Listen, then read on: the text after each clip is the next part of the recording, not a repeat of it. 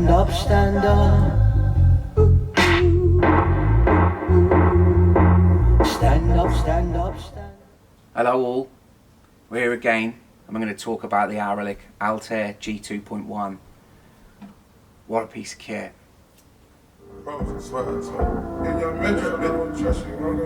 Yo,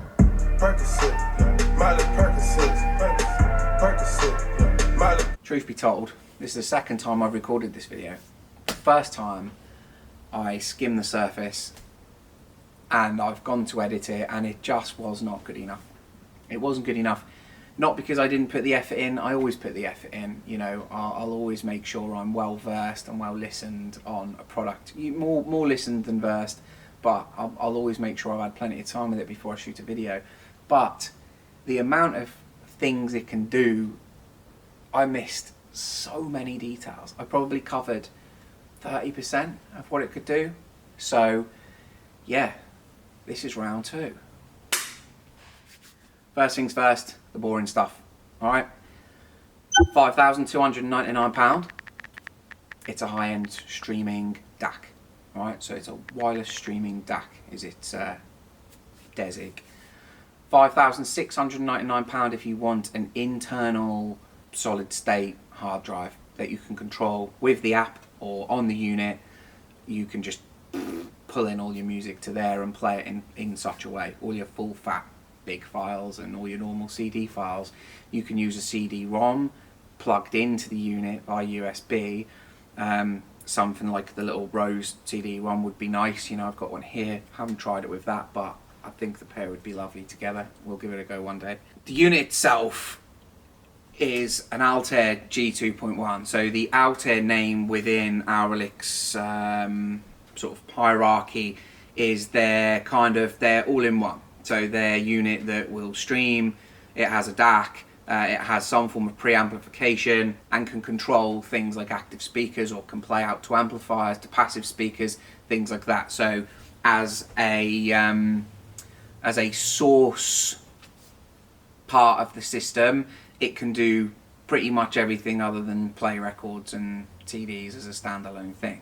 But you could quite simply live with having, if you are predominantly a streamer and you have, say, a NAS drive or solid state or Rune, you can have a one box solution with active speakers. So that's where that sort of Altair name sits. The rest of the names within the lines have very specific jobs. So they'll specifically be a DAC, or there'll be a reference clock, or there will be a streamer, just a standalone unit. And they stack together to make a large system. They connect via the proprietary lightning connection between Auralic pieces of kit. So that's a little explanation on the name. It's built like a tank. On paper it says it weighs 6.8 kilos. I swear it weighs over 10. It is a really, really robust piece of kit. You know, proper throw it out of a top story window and it will survive it. You know, all the connections are perfectly married to the back of the unit. Everything is just rock solid. It's an aluminium chassis with a copper base plate. They call it a twin chassis to reduce resonance, you know, on the boards. It has 6 springs in each foot.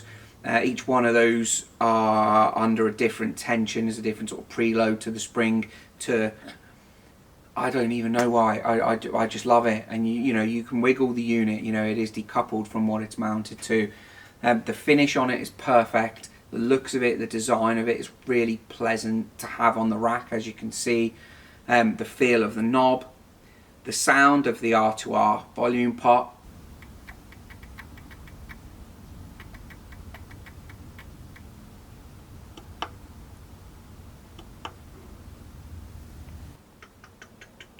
The embossed logo on the top of the unit, and the fit and finish of the unit is just to die for. The design, you know, they've finished it and then they've finished it again. Like, that's how good the sort of design and build of the unit is. Functionality. So it's not a bad thing to be overwhelmed by what this thing can do. Okay, I must admit, you know, I'm into this, and the amount of things that this unit can do overwhelms me. All right, so you shouldn't feel intimidated by what it can do. You know, it can just do a lot. For most of us, we're going to use it in terms of its input outputs, probably to about 30%. There won't be many of us that occupy all of its in and out holes. Like it's extremely occupiable. We just made up a word. Twin Wi-Fi aerials, for if you want to connect it to your network via Wi-Fi. I use Ethernet connection, which is also on the back. Those antennas, they also act as a Bluetooth receiver. Okay, you've got USB-A in, which is USB-HS, so that it will give you you know, sort of computer audio, really high res. Of course, once connected via Cat5, all the native streaming, so Tidal, Tidal MQA, Spotify, both of them can work with Connect app as well. So you know, Tidal Connect, Spotify Connect. I use Tidal logged into the unit and use Lightning DS to control it. Day to day, we'll use Tidal Connect because I can get volume control from my phone. I've played the two back to back and didn't really notice much of a difference at all, so I'm pretty sure they work in exactly the same way.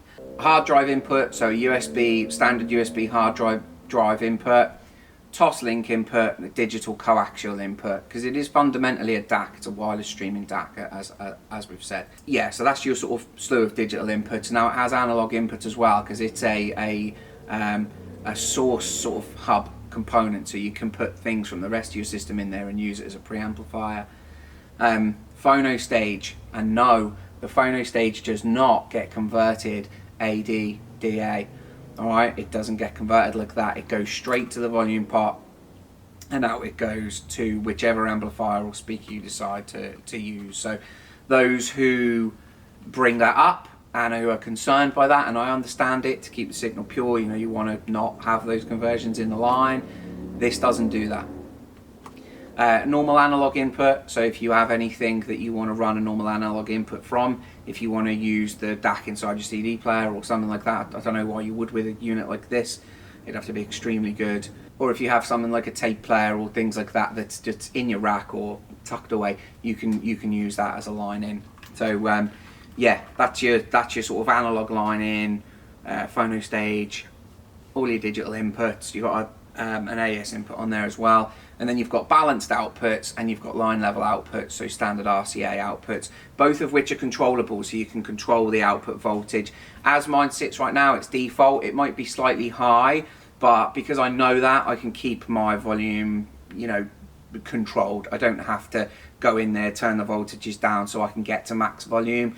I've set my protected my volume at 50, and I think around 40, 45 is where I would usually listen to this from its out of the box setting. I've not looked at it, I've not measured it or anything like that. That's just how I've plumbed it into the system and, you know, got the system playing and allowing it to sort of wear in. And that sort of control and functionality runs true throughout the whole thing. You know, you can dial in EQ if you want to. I think you can have up to 8 bands of EQ, so you can really get EQ to EQ with it. There's 4 different filters that have been objectively and subjectively sort of measured and listened to, and they give you a good explanation of stuff like that inside the manual, which is in my hand. This is probably the only piece of kit that I've read the manual back to back, all right, because it does so much. My you know, at the risk of sounding cliche once again, my major interest in any of this stuff is music replay. It is not clocking, it's not R2R, it's not any of that stuff, okay? I practice, or at least try and practice, an essentialist sort of lifestyle. I'm into the things that I want to be into and what's going to give me the most sort of satisfaction. I'm not interested in the slightest about stuff like that. I use my ears to judge if a piece of kit is nice, and I trust the people that build these things, that the magnificent minds that design these things, to make my ears happy. Okay, so that's why I read this. I wanted a higher understanding of it because it deserves it. Like I say, it's an overwhelming amount of things that this unit can do, and it does all of them to a very high standard. So each one of those things has a number of things behind it that control it. You know, every single signal other than the phono stage and I think the headput jack, every single thing that goes into this unit gets buffered and then sent out in the best possible manner. All right, there's loads of technical stuff within what I've just said that I haven't even mentioned and don't understand myself, but that's what it does. It buffers everything that goes in, and then it decides if it's an Auralic standard, and then it lets it go. Alright? God knows what it does if it isn't. But arguably, anything that goes in will absolutely be at the best when it comes out. So yeah, of either the RCA or the balanced connections. So another quick point, where would you use it and how would you use it? And then I've also written down how would I use it. So how I would use this, if I look into the future a little bit, probably about 6 months to a year, I would have just this unit alone and a set of active speakers. The speakers would have to be truly active, therefore they'd need no crossovers, it would have to be DSP, and each speaker driven by an amplifier. That is absolutely the way Hifi is going, and this unit will control, it is the brain behind that unit, it's the controllable ECU to the racing car, you know. So I would have a single box solution and active speakers. That's how I would use this unit. If I wanted to be nostalgic and physical with my system, then I would put my record player in. I would need some sort of SUT or something like that, because I'm moving coil and this is only a moving magnetophone stage. So then the box count starts to go back up, and then I might get the urge to tinker again, and the whole thing goes round and round and round. How would you use it is something I would like to know in the comments. Where would it fit in your system? Can you see yourself either A, replacing a streamer that you're using, or B, coming over to that way of listening to music? I know that a lot of our viewers have analog front ends and they don't stream, and I know some of us just stream and don't have analog front ends. I like to mix up both, but I'm 90 streaming and 10 analog, really. I listen to tapes in one of my cars because it's a 90s car and I just love listening to tapes in it, but all the rest I'll stream in, or I'll have my phone plugged in and it'll be Tidal or something like that. Even the radio, I have an app for the radio because I don't like the inherent unreliability of DAB aerials or FM aerials and stuff like that. You know, if I can stream, then I will. Can you see something that sounds that good, which you would just have to believe me on? Can you see yourself coming over from an analog only front end to a streamer like that when it sounds so, which, well, we'll get to how it sounds. Yeah, so you know, that's how I would use it, and like I say, I'd like to ask how you would use it. The ways it can be used are the ways I'm using it today. So I'm outputting to amplifiers, monoblock amplifiers, and I'm running a speaker each with those amplifiers because I'm a little bit greedy when it comes to power, and I want to listen to it. Or you can go into an integrated amp, or it will just slot into a system. It doesn't have to be an all-in-one. It can be a DAC on its own. You don't have to use its streaming facility, you don't have to use its preamp. You can turn it off, you know, you can give it no volume pot at all. It can be a unity gain point in a home theatre sort of system, so you can sit it between your home theatre amplifier and your actual system, so it can be a key in to your system. For your home theatre front end. Most of which ways I wouldn't personally use it like that. I would probably use this as a streamer. I would have no need to use it as a DAC. I would use its streaming capability, its output, its gorgeous volume pot, like I say, to either active speakers or to monos like this, and then out to the speakers. Yeah, so many different ways that it can be used, you know. Of which, you know, if there's any questions about that, I can answer those questions. Comments, I tend to not get a lot of time. I tend to batch my comment replies an hour a week. There's an awful lot of stuff for me to do, but my emails are my main key into my advice, and the phone, you know, all of which the details are below. So yeah, let's discuss how it sounds.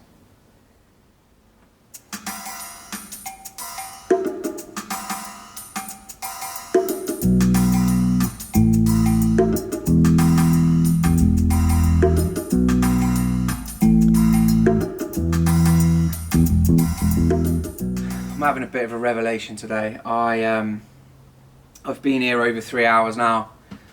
I was meant to start writing and speaking to you probably about that long ago, but all I've been doing is listening to music. That's all I've been doing. I've been looking at various things to do with the Lightning DS app and things like that, but I have just been listening to Asian Dub Foundation, Lamb, Katie Melua, Stu popped in and we listened to some of her idols, a band that he likes, things like that. So it's a testament to how good a product is when you, and I've written it down, can't write quick enough because you just are distracted by the writing that you're doing. You know, you wanna be engaged again. So yeah, sound wise, what I've written down. Okay, the first thing I noticed, the first thing to do with this piece of kit is just how vacuum quiet it is. I know it sounds strange because it isn't running, and even when it is running, you know,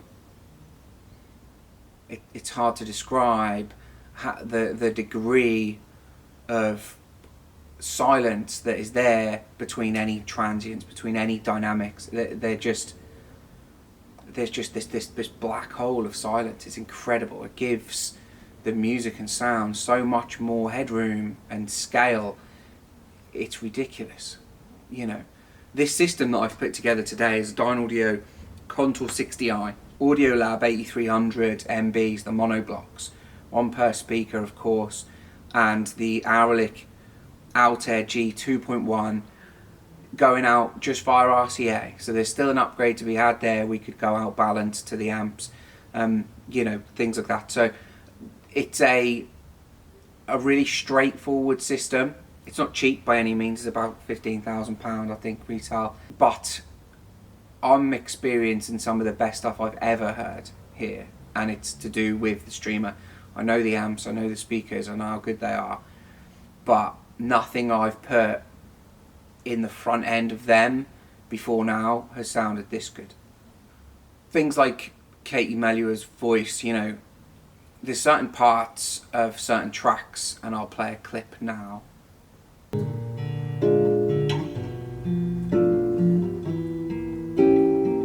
First of all must go your scent upon my pillow, and then I say goodbye to your whispers in my dreams,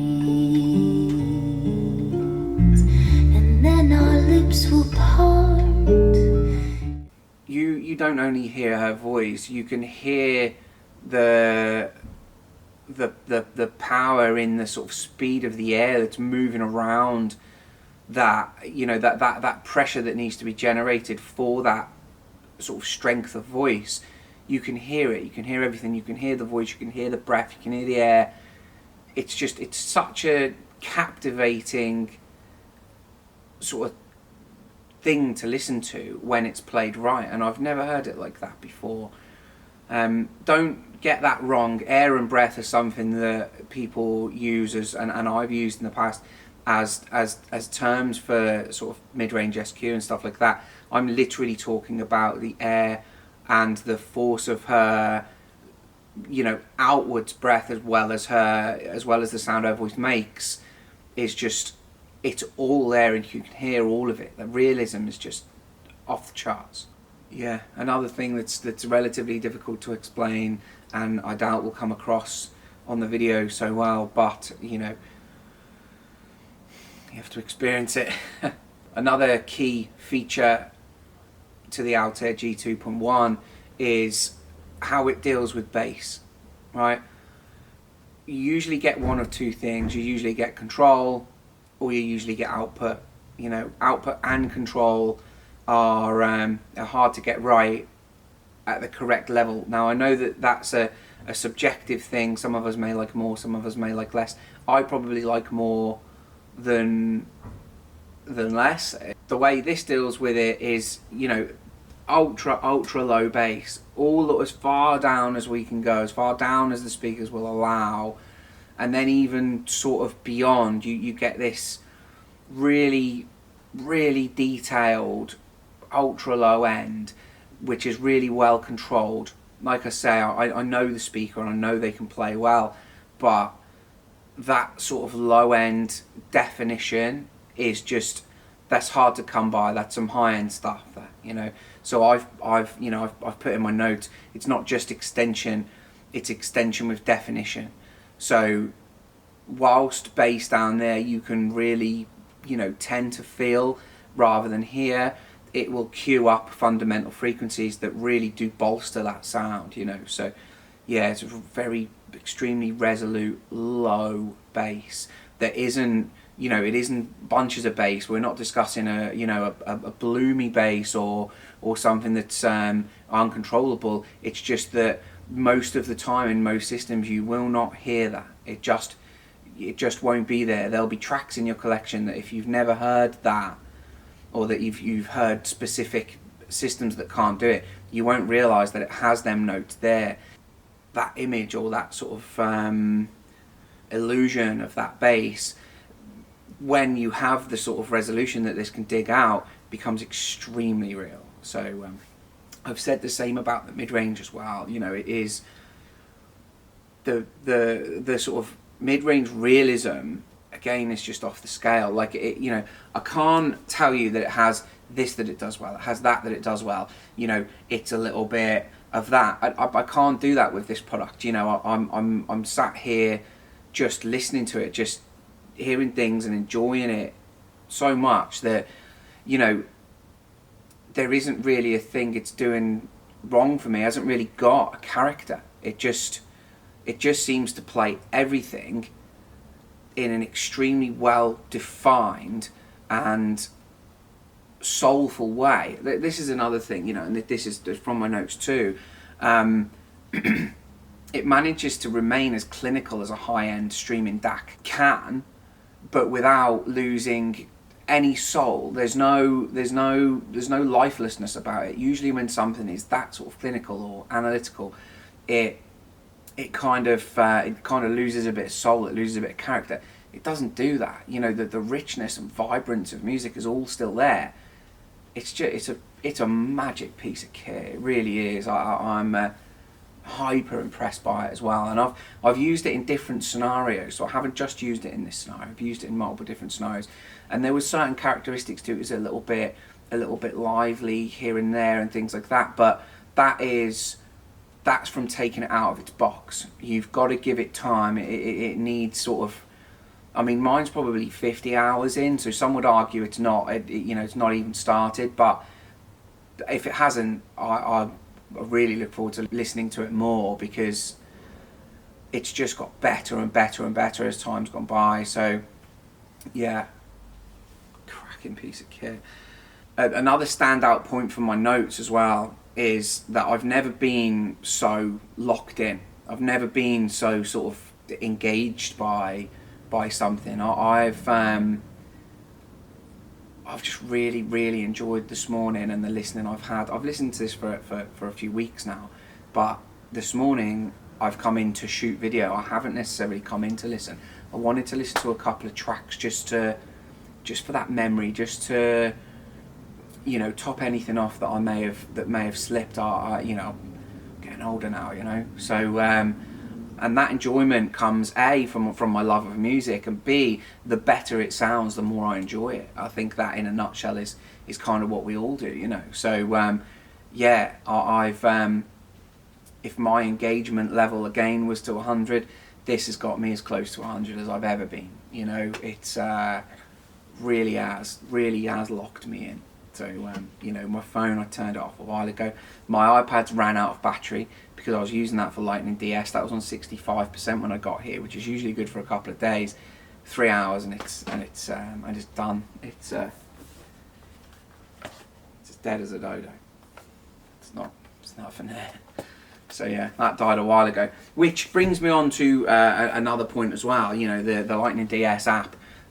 Wicked piece of kit, you know, really nice to use, loads of control inside there, so there's loads of setting up you can do, Tidal Connect, Spotify Connect, things like that, and then all of the native sort of streaming, USB, CD control as well, if you've got USB CD drive, stuff like that. But when this died, of course the unit carried on playing, because it's dealing with a command from the iPad rather than playing music from the iPad. Then I fired up Lightning DS from my phone and I just picked it up. It picks the unit up, it picks up what it's playing, and it really seamlessly it was as if I just opened my iPad again, you know, and just open Lightning DS, give it a couple of seconds, and you need to do that each time. And it was just, you know, it was locked into the track that was on, the time it was playing, and everything like that. It was as if it hadn't been left, you know. So really good, really sort of seamless integration with the pieces of kit. It takes a second or so if you use it like I do. So if your phone's busy and you stream or you command the unit from Lightning DS on your phone specifically, you 9 times out of 10 you'll keep your phone locked. I don't want my screen time going through the roof. I like to keep a check on it. And when you open Lightning DS, it takes a couple of seconds for it to go boom, boom, boom. It must be pushed from the unit to Lightning DS.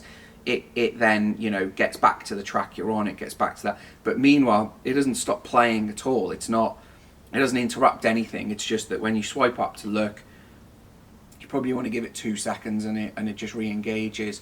Lightning DS has been a joy to use. I'm a stickler for things being simple. Okay, I can get my head around difficult things, but if I'm not playing within a couple of minutes or even a few seconds in most cases, then I'm not happy.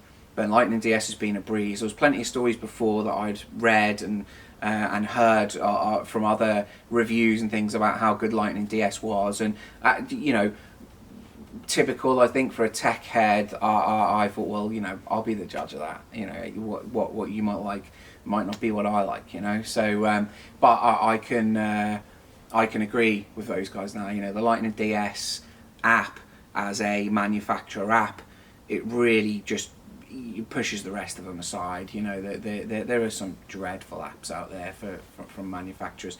That'll all be gone soon. You know, within 5 years, it will be industry standard to have a smooth app. You will not be able to get away with having an app that doesn't work faultlessly.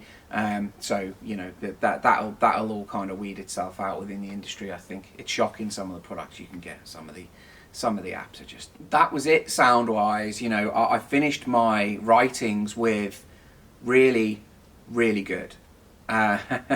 Good, the age-old yardstick of how something should sound. I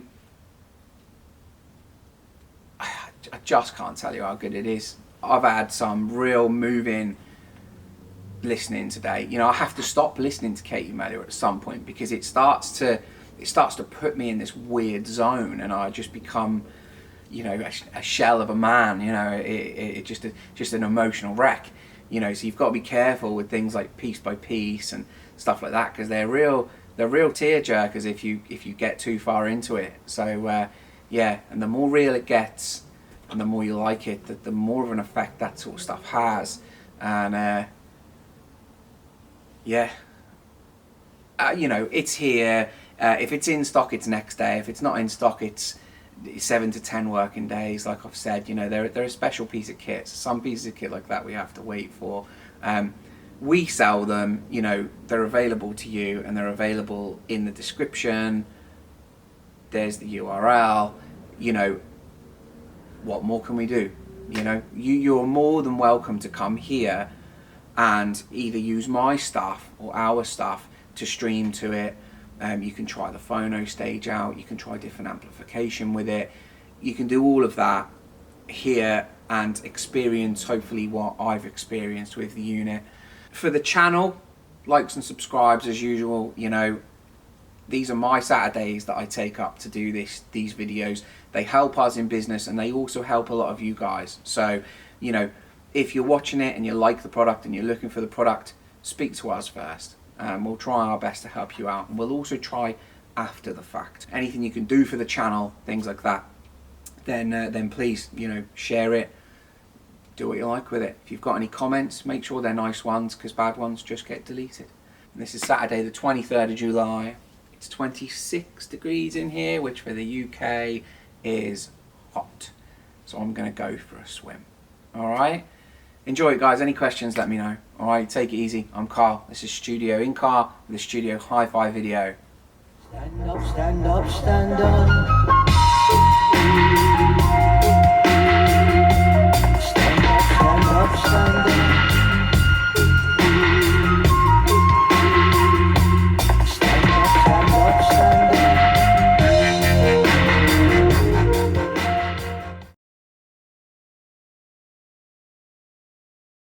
Right, we're here again, and we're going to talk about the Right.